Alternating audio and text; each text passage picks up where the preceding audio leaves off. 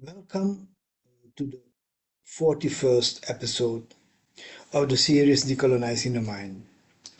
The last episode, last week, I went into the economy of China. And this week I'll go into the economic experience of Russia. When the Russian Revolution occurred, economists, liberal economists, were discussing whether a planned economy was possible. There are many interesting liberal economists, especially from Austria. Austria has a tradition of producing great liberal economists, great in the sense that within the liberal framework, they were very sharp. Karl Menger, Ludwig von Mises, Friedrich Hayek, Eugen von Böhm-Bawerk, Joseph Schumpeter. These are very well-known names in liberal economic theories. So these guys were discussing, is it possible or not? And they came up with basically two arguments against central planning. They're saying, look, if you abolish the market, you abolish an instrument of achieving efficient allocation of resources, so you deprive society of an instrument in improving the economy. It said the market mechanisms, the market prices, give you information about efficiency and how to allocate scarce resources. So they argue that the market is an instrument of information that allows capitalists, entrepreneurs, to determine whether they are on the right or wrong track in organizing distribution, production and distribution of goods and services. Rafael Correa, president of Ecuador, left-wing president of Ecuador, between 2007 and 2017, brought out a counter-argument. Correa is an economist, says markets are a good servant but a terrible master. So he's saying in argument against Van Hayek and all the others, that yes, we can use markets even in central planning, but we can have the economy determined by the market. The other argument against central planning was that there's no incentive for innovation. Innovation is something that capitalists taking risk are involved in, but bureaucrats can't do innovation. We'll see whether that's true, because there are innovation possible in central planned economy. And the thing they were right in, that Marxism and Marx was mainly a critique of capitalism, not an alternative economic system. Marx didn't go into how would an alternative economic system look like, how would central planning look like. So where do you get those ideas? First in the Communist Manifesto, because the Communist Manifesto had a program, and it says the first issue was abolition of property in land and application of all rents of land to public purposes.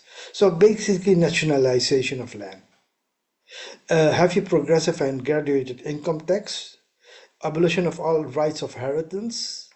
So if you own something, your child cannot inherit it, because then you can't give to the next generation private property. Confiscation of the property of all immigrants and rebels, basically meaning all those people who were involved in counter-revolution. Centralization of credit in the hands of the state by means of a national bank with state capital and exclusive monopoly. Basically saying the banks should be nationalized and under state control. Centralization of the means of communication and transportation in the hands of the state. Extension of factories and instruments of production owned by the state. The bringing into cultivation of wasteland and improvement of the soil, generally in accordance with a common plan. They are talking now with a planned economy, making a plan. Equal liability of all to work, so full employment. Establishment of industrial armies, especially for agriculture. combination of agriculture with manufacturing industry, gradual abolition of all the distinction between town and country by a more equable distribution of the populace over the country. So people from the town, which are the centers of poverty basically during industrial capitalism, should also be able to go to the countryside. Free public education for all children in public schools, abolition of children's factory labor in its present forms, combination of education with industrial production. So the Communist Manifesto had an idea which basically said the alternative for capitalism is a planned economy and nationalization of private property into the hands of the state. Another experience of how an alternative for capitalism might look like was the Paris Commune. It was a revolution of working class people, soldiers of the National Guard seized control of Paris in 1871 and established a revolutionary government from 18th of March to May the 28th. It was brutally suppressed by the counter-revolution and 20,000 people were killed. But the 3 months that the commune reigned, they established how an alternative might look like. First, the election for the government of the commune. France was a kingdom, no election. The king was absolute dictator. Abolition of conscription and the standing army, replaced by people army. All able-bodied people can carry weapons. So the standing army with professional soldiers are replaced by people's army. Foreigners elected to the commune were confirmed in office because the flag of the commune is the flag of the world republic. So basically they're saying we're abolishing the nation state and we're setting up a world republic, and the Paris Commune is the first of its kind. A maximum salary for every employee of the commune, decree on the separation of the church from the state, the abolition of all state payments for religious purposes, and the transformation of all church property into national property. The exclusion from the school of all religious symbols, pictures, documents, and prayers. And in April 16, they designed plans for the operation of factories by the workers formerly employed in them, who were to be organized in cooperative societies, and also plans for the organization of this cooperative in one great union. So here's the idea that nationalization of means of production could also go through cooperatives, not basically the state, but cooperative societies that owns the means of production, and these societies works together in a great union. So that's different than a centrally planned economy. This is a collection of cooperatives. The social state is a democratic state. All posts, administrative, judicial, and educational, are filled by election on the basis of universal suffrage and subjected to the right of recall at any time by the same electors. And in the second place, all officials, high or low, were paid only the wages received by other workers. So there is a flattening of the wages in the country, and every official of the government is basically elected. Now, the Paris Commune didn't last long, but the Communist Manifesto, the Paris Commune were ideas for revolutionaries across the world, Marxist revolutionaries, on what an alternative might look like. And in Russia, in 1917, the first revolution was established. In Russia, feudalism was abolished in 1861 by Tsar Alexander II, and almost 6 years later, the Russian Revolution occurred. But the revolution encountered white terror. The capitalists didn't just give up after they were defeated. They organized with the support of the capitalist country in Europe to engage in a counter-revolution that costed 1 to 2 million deaths. It was called the White Terror. It was a civil war that lasted for 5 years between 1918 and 1923. And that determines also what the economic possibilities of Soviet Union was at that time, was very limited. Now, in 1921, they established the State General Planning Commission, the Gosplan, but soon they saw that with the Civil War and economies in shambles, totally destroyed, they engaged, Lenin was a proponent of it, in what was called the New Economic Policy from 1921 to 1928. Lenin died in 1924. And the New Economic Policy allowed private entrepreneurs, especially in agriculture, to flourish and to introduce a market so that they could combat starvation. And it worked.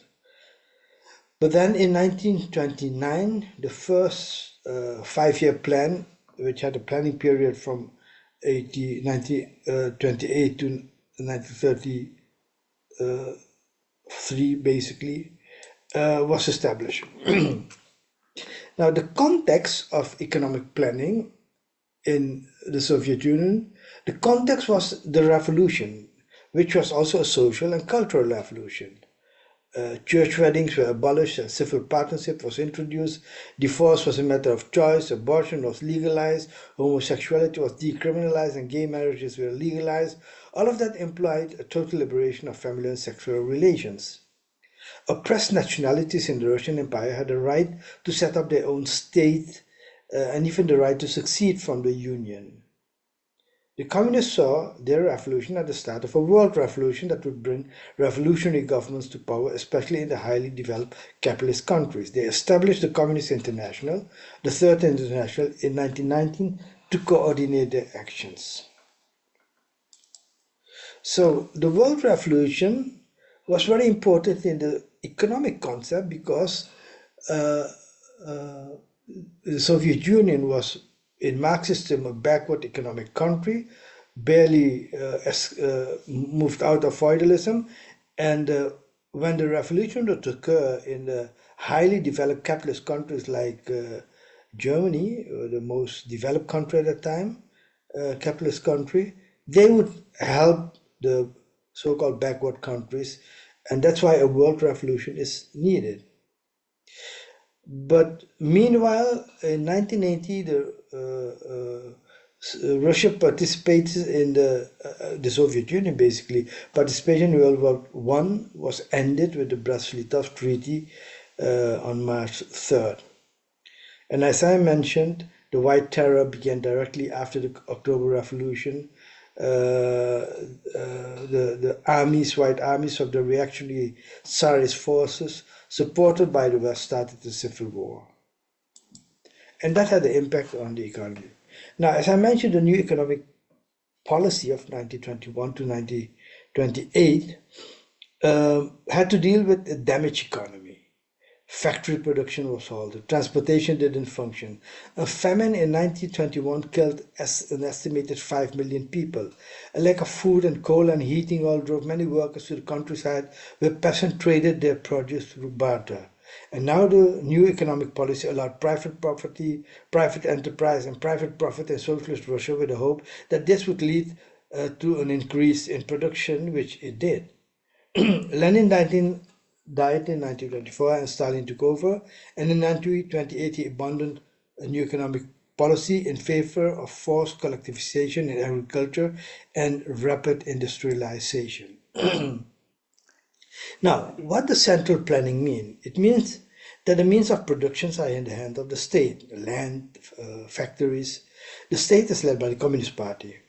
Now, the Gosplan, the planning agency, determines the prices of goods and services. The state-owned firms have an account at the central bank. There's no free flow of money. Money designed to buy material and semi-finished products can't be used to pay wages.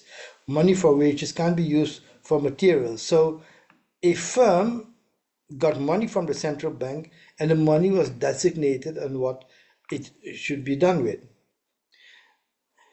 Because there are no markets where firms sell the product, there's no competition between firms, and the planning agency determines the price and the quantities of the goods in the shops.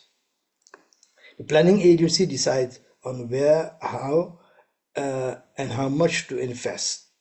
In central planning, there's full employment. The educational system and the job market are integrated, so people who get an education are sure that they get a job, and the state determines the wages.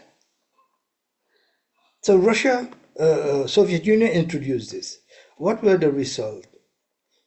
Janusz Kornai, a liberal critic of central planning, admits that, particularly in the early decades, the countries under the classical socialist system managed to grow faster than a long list of capitalist countries. Classical socialism certainly took many countries from a state of severe backwardness, at least to a medium level of development. So, Konai is saying it worked. Central planning worked. Another liberal critic, Michael Ellman, of central planning, says the socialist planning system had a number of important achievements to its credit. It introduced mass production into Soviet industry. It greatly increased the output of a number of key industrial sectors such as oil and steel. It produced a huge number of weapons necessary to emerge victorious from World War II. It provided full employment. It produced the world's first Earth satellite.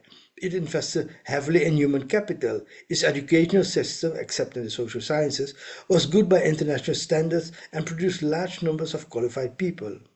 During the 1950s, the USSR enjoyed a golden age with growth rate much in excess of those in the USA or the UK.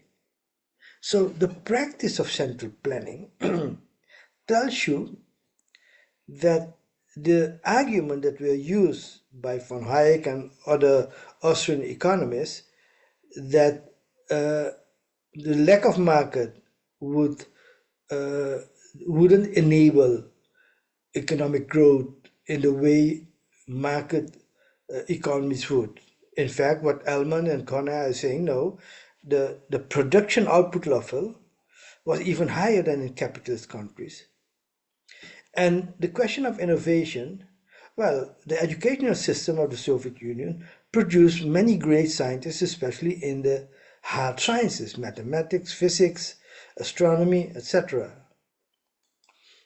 So the question now is, if the results of central planning were so positive, why did the system collapse in 1991?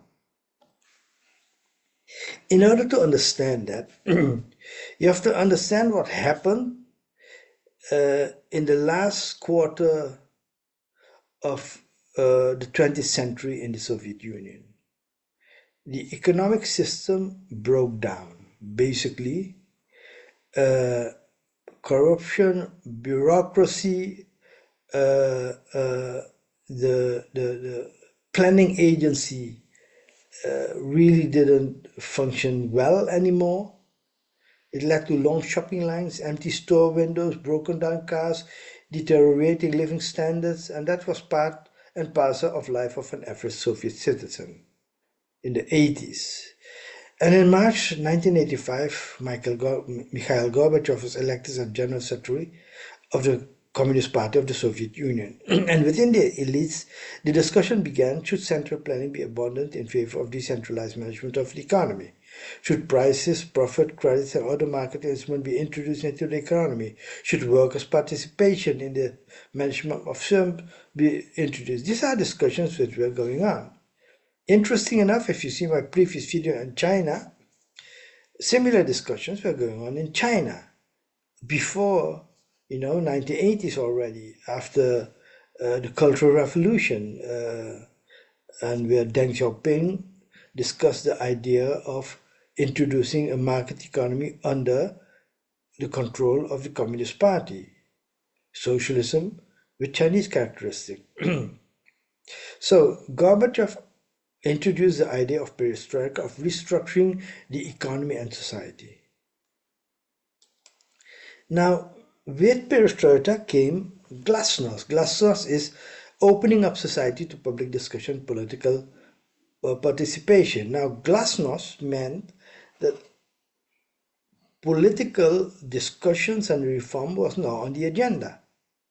Meanwhile, in 1979, Soviet Union invades Afghanistan. 10 years later, they withdrew from it. It was a fiasco.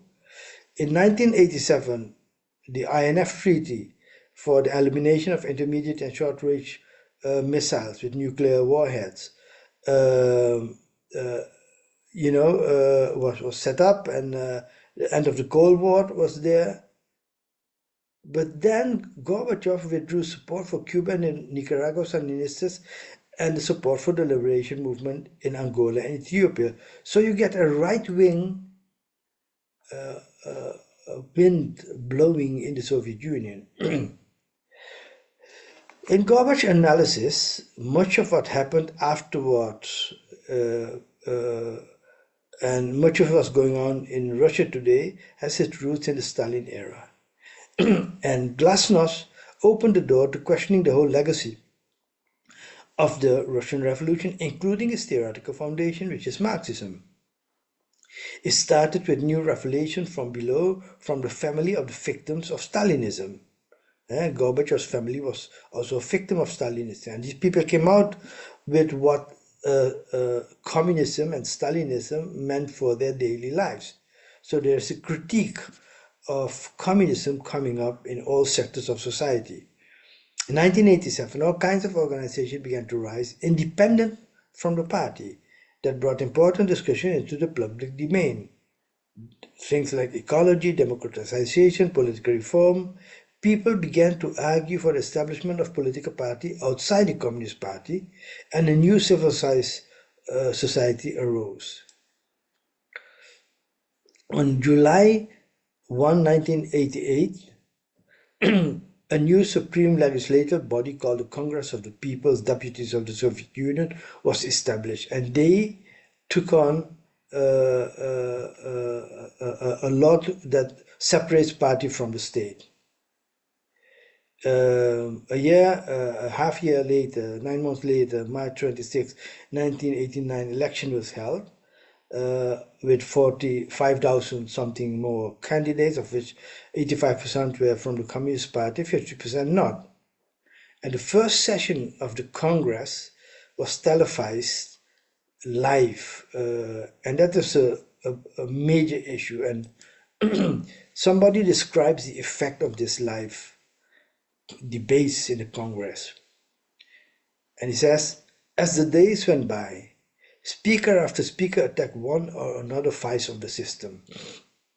The inefficiency of the economy, the widespread poverty of the country, the corruption of the party, the scandals of hospitals without running hot water and healthcare without medicines, the inadequacies of education, the misconduct of the army in Afghanistan and Georgia, and finally, in one astounding outburst, the role of the KGB as a underground empire exercising comprehensive control over society. When the 12 days of the Congress were finished, the Soviet Union was a new country. The work of desacralizing the system began by Glasnost was now completed. Millions of people had heard their private thoughts uttered in public. Individuals saw that the evils they had observed in their own little corner of the system were common to the whole Union, and everyone now knew it was possible to say the boldest things without fear of retribution.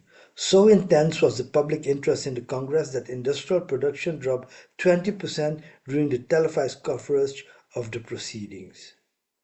So you see that once the political space was open, the system began to become unstable.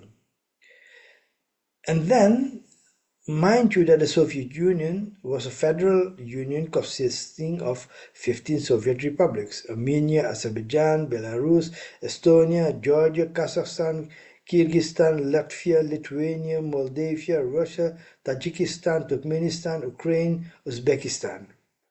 Initially, these ethnic republics had the right to succession from the Soviet Union, but under Stalin, national sentiments were ruthlessly suppressed. The sentiments aroused by Glasnost unleashed new demands for independence, and in 1991 the USSR would dissolve into 15 separate states.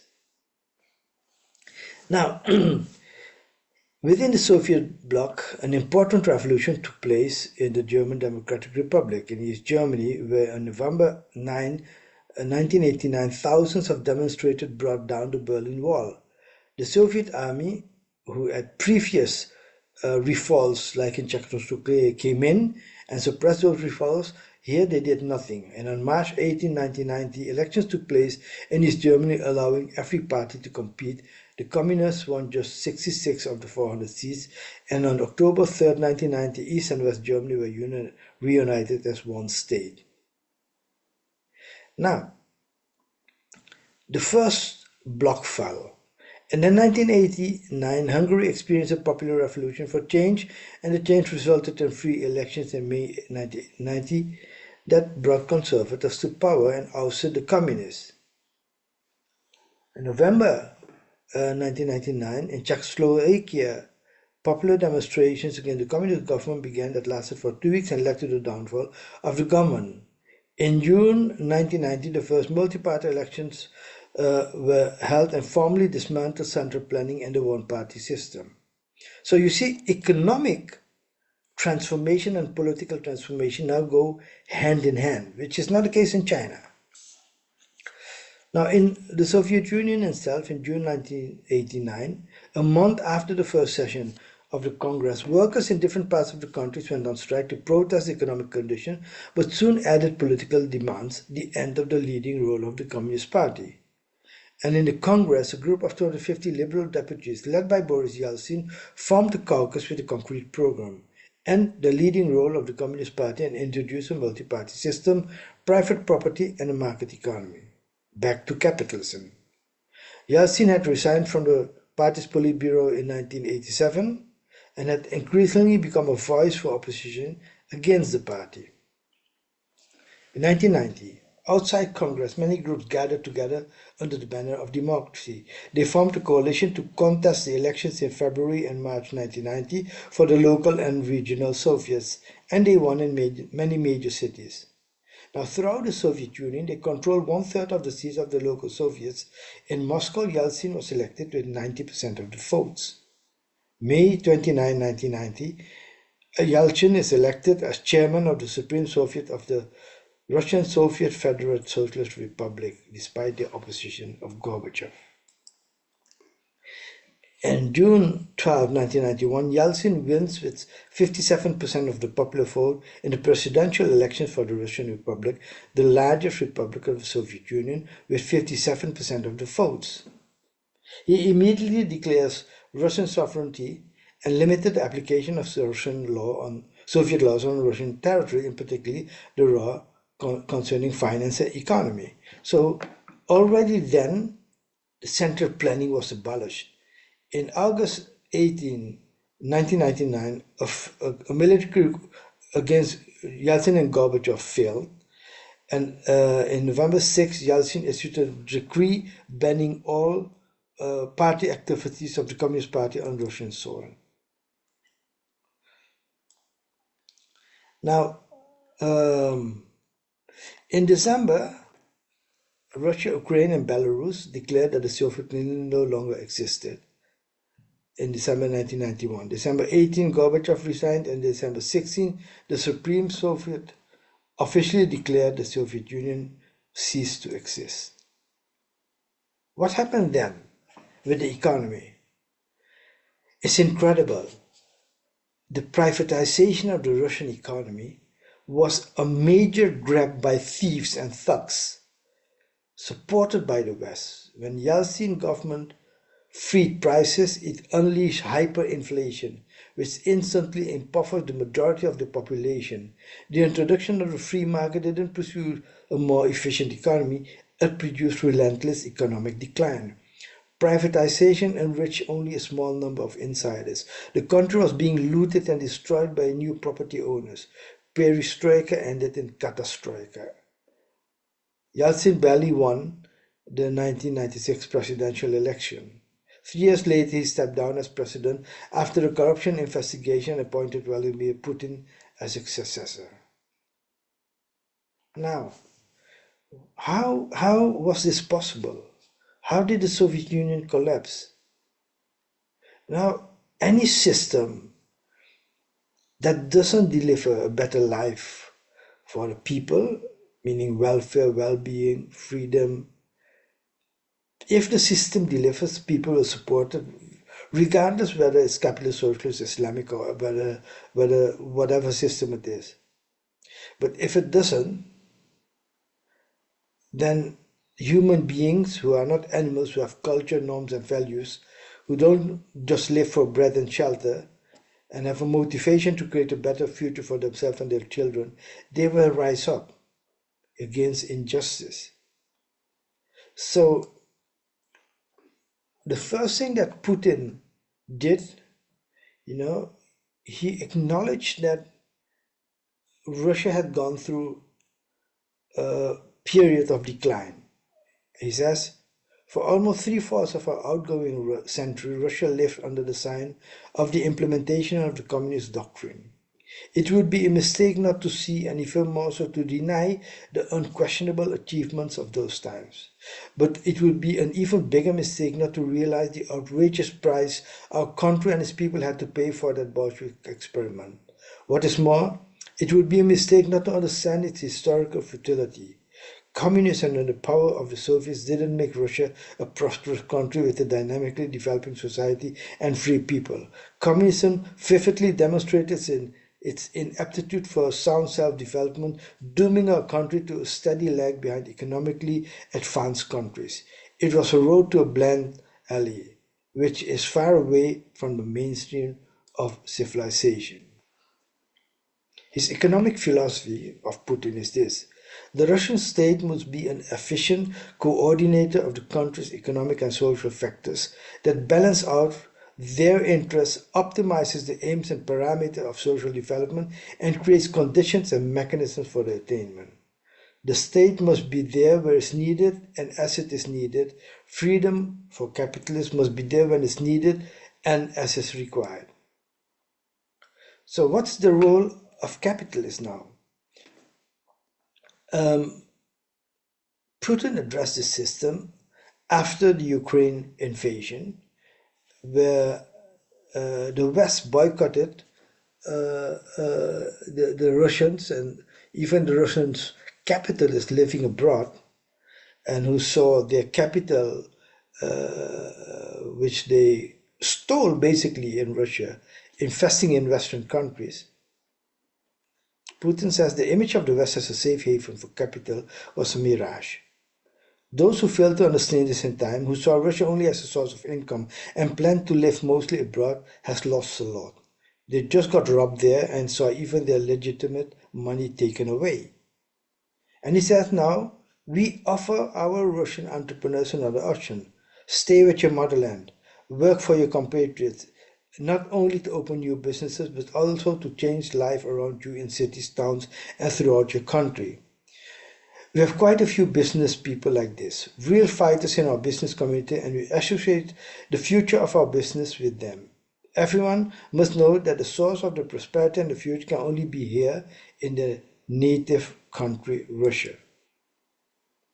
So he's saying we will not have a planned economy, but the state will play an important role in guiding the economy, and the entrepreneurs who should be nationalistic, they could use their talents, capital, managerial talents, innovation power to contribute to society. And then Russia looks internationally, where traditionally it had strong ties with Western economies. Now, with the boycott, they are looking more and more to a shift from the global north to the global south with BRICS. The trade in other currencies is on the agenda, de-dollarization. A new financial order is being built with new banks, with authorized capital of billions. New Development Bank of BRICS is 100 billion, Islamic Development Bank 70 billion, Asia Infrastructure Bank in China 100 billion. And in all this, Russia is playing a leading role.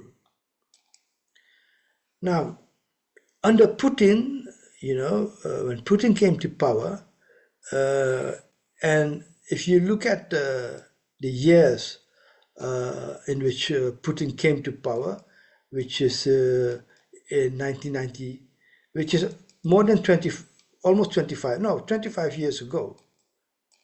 When he came to power uh, in 1999, he managed to stabilize the economy.